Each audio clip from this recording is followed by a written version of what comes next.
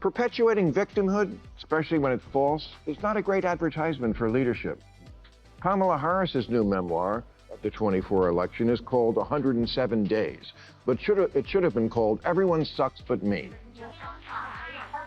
Look, ladies, I know this isn't fair, but we're all always running against the worst cliche of who people think we are. Women Democrats can't look oversensitive or preachy or unable to laugh at themselves. They also can't look silly, like Gretchen Whitmer did, trying to hide in the Oval Office. They have to look brave and strong. Bill Maher is going all out on Democratic Party leaders, saying they've lost focus on what really matters. He claims they forgot their main job, which is firing up voters and actually winning elections. Maher says leaders get stuck arguing over small things while big, serious problems are right in front of them. On his political show, he didn't hold back at all. His criticism was harsh and loud, so hit that subscribe button because we're jumping right in. Because there is no argument here. There's just the sugar rush that the no contact people get from never coming in second in a I hate Trump the most contest. Really? That's your strategy, to go full high school and tell the guy with all the power he can't sit with you at the lunch table? To borrow a phrase familiar to HBO viewers, you are not serious people. I mean, what exactly is the argument? That by talking to Trump, I'll elevate him? Oh my God, don't tell me he could become president.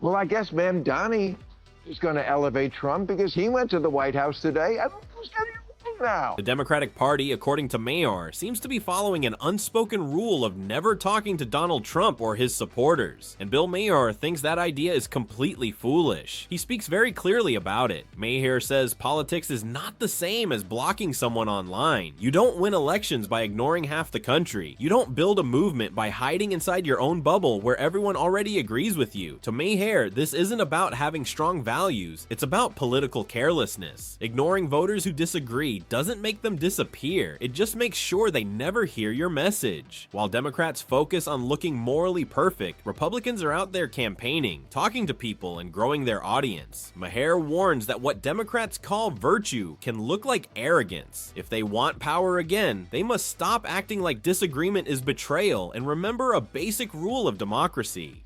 You don't have to like voters to represent them, you just have to talk to them. This guy, MBS, was at the White House this week. Biden thought he could cut him off, but a year later he found out he couldn't. There's no perfect way to deal with Trump, but not engaging, for sure nothing. Axios wrote a column in August entitled 11 Ways to Influence Trump, based on many interviews with people who have done that. Number 8, get face-to-face. The trick is getting in the room, away from cameras and social media. Trump will say or write horrible things, but rarely in person, one-on-one, where he comes off kinder, more interested, less erratic. Exactly. And there's a bunch of examples of this, most recently the CEO of Intel, who Trump was hating on, but then he met in person and now he's a great guy. Maher then lays out a tough truth. Ignoring Trump and his supporters doesn't weaken them at all. It actually makes them stronger. Every time Democrats refuse to engage, that movement gets louder, bigger, and more energized. To Maher, silence is not the moral high ground. It's a major political mistake. Shutting people out doesn't change their minds. It hands them over to the other side. The Democratic Party seems to forget that democracy works through persuasion, not isolation. Avoiding opposing views only builds anger and pushes undecided voters even farther away. Instead of opening the tent wider, the party keeps shrinking it, trapping itself in an echo chamber where disagreement feels like betrayal. Maher warns this doesn't just push away conservatives, it also turns off moderates, independents, and working class voters who once formed the party's base. The result is a movement that feels less welcoming, more hostile, and more disconnected from everyday Americans. By chasing moral purity, Democrats risk becoming politically irrelevant. Trump was gonna send the National Guard to San Francisco, but somebody talked him out of that. Kim Kardashian, for sake, convinced him to sign legislation. Don't you get it? Do you really not get it at this point? Everything with him is done through personal relationships. He's a people guy. Trust me, he's not at home at night poring over the briefing books. This is government by people is saying, if anything, we need more people like me having dinner with him. You complain he's surrounded by kissers, but your strategy is to make sure no one but kissers are around him? You are not serious people. Meanwhile, Donna Brazil is watching live as Maher goes after DNC leadership. His message lands hard. Maher says the only real way to fight Trump and the MAGA movement isn't through boycotts, insults, or moral lectures. It's through conversation. You don't defeat a political force by pretending it doesn't exist. You weaken it by talking to the people who support it. Maher stresses that nothing in politics happens without personal connection. Real change happens face to face, not through online outrage or shutting people out. When a party pushes away voters who disagree, it doesn't look brave or principled, it looks scared. Driving people away only deepens divisions and strengthens the other side. Maher's takeaway is sharp and clear. If Democrats want to win again, they must stop talking about Trump voters and start talking to them. Dialogue isn't weakness, it's strategy. I'm spitting facts. In the Barbie movie, when she storms into the Mattel boardroom, it's 12 people, all men. But Mattel is a real company, and in 2023, their boardroom was actually 6 men and 5 women. Perpetuating victimhood, especially when it's false, is not a great advertisement for leadership. Kamala Harris's new memoir of the 24 election is called 107 Days, but it should have been called Everyone Sucks But Me. Maher then points to another major failure by DNC leadership, their refusal to admit election losses honestly. Instead of reflecting on what went wrong, party leaders immediately start blaming others. From Kamala Harris to AOC to Bernie Sanders, excuses are everywhere. Voters weren't educated enough, the media was unfair, the messaging wasn't progressive enough, or the public just didn't understand. Maher says this attitude is exactly why the party keeps making the same mistakes. Losing an election should lead to serious self-reflection, not denial. If leaders don't admit where strategies failed, leadership slipped, or messaging backfired, nothing gets better. Maher warns that a party unwilling to accept its mistakes loses the ability to grow. Accountability is not weakness, it builds trust. Until Democrats stop blaming voters and start looking at themselves, Maher believes the DNC will drift even further from the people it claims to represent. And then there's the 107-day argument. Maher mocks the idea that she was a victim because she only had 107 days, plus over $1 billion, plus a ready-made base of around 75 million voters ready to support anyone who wasn't Trump. Built-in army of about 75 million people who'd vote for any human-adjacent life form that wasn't Trump. But in 107 days, nothing is ever Kamala's fault. Biden lets her down by not stepping down sooner. Pouty face emoji. Kamala Harris, according to Maher, even ended up blaming the very person who helped launch her career. Think about it. President Biden had many options. Gavin Newsom, Pete Buttigieg, even AOC. But he chose Kamala. He elevated her from senator to vice president and placed her at the center of national politics. That single decision transformed her career overnight. Yet after losing the election, Biden suddenly became part of the blame. Maher questions how that makes sense. How does blaming the person who gave you your biggest platform help the party move forward? Instead of facing bad strategy, weak messaging, or voter disconnect, blame gets pushed upward. Maher argues this habit of scapegoating damages party unity and weakens credibility with voters. Progress doesn't come from rewriting history or attacking allies. It comes from honesty, responsibility, and learning from loss, none of which can happen when leaders refuse to admit mistakes. Gavin Newsom, he was asked for his endorsement, but texted, "Hiking, we'll call back." But then never did.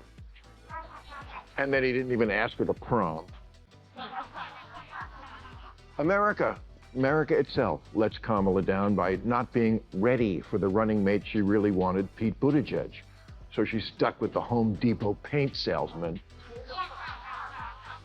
And the rest is herstory. Maher also points out that Kamala didn't stop with blaming Biden. She expanded the blame list. She reportedly criticized Gavin Newsom for not endorsing her presidential run, as if support from California's governor would have guaranteed a win. Maher calls that thinking unrealistic. Endorsements don't win elections. Voters do. But the blame didn't end there. Even the American people were blamed. Kamala allegedly suggested she might have preferred Pete Buttigieg, but claimed the country wasn't ready for him. To Maher, this perfectly shows the party's problem. When politicians lose, instead of asking what they did wrong, they decide voters are the issue. Maher warns this mindset destroys trust. Suggesting Americans are ignorant, biased, or unprepared only builds resentment. You can't win voters back by insulting them, and you can't lead a country you refuse to understand. Kamala writes that on election night, when it was clear she lost, an aide peeled the words "Madam President" off cupcakes before handing them out. Oh, geez, that's like a scene from Bridget Jones Runs for President. For Christ's sake. Maher then says Kamala even blamed her own staff and volunteers for the loss, which sounds almost unbelievable, but he insists it happened. Instead of taking responsibility, someone else was blamed at every turn. Campaign aides, organizers, messaging teams all became easy targets once the election was over. What she seems to forget, Maher argues, is that leadership means ownership. Critics say her campaign leaned heavily into ideological positions that didn't connect with many voters. Her messaging missed working-class Americans and moderates, who felt talked down to instead of included. She avoided tough questions, stayed away from unscripted moments, and relied too much on rehearsed lines that felt empty. Maher says these weren't staff mistakes, they were leadership failures. Elections aren't lost because volunteers knocked on the wrong doors. They're lost when voters don't trust the message or the person delivering it, and that truth must be faced. Maher warns that unless the party stops confusing accountability with betrayal, losses will continue. Women Democrats can't look oversensitive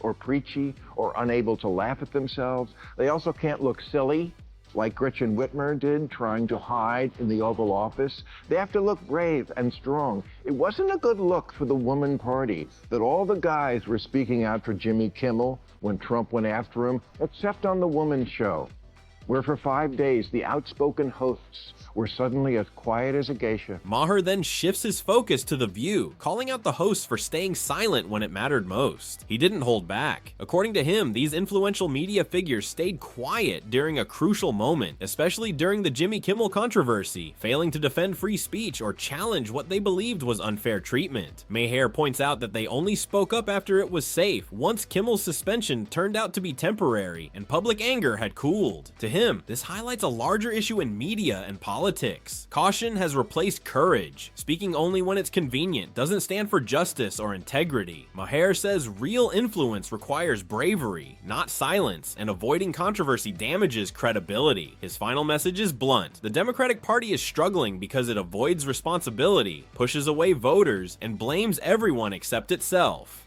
From Kamala Harris blaming Biden, Newsom, her staff, and even voters, to party leaders refusing to engage Trump supporters, the party remains trapped in an echo chamber. Maher warns that progress comes through conversation, personal connection, and honest self-reflection, not moral posing or safe silence.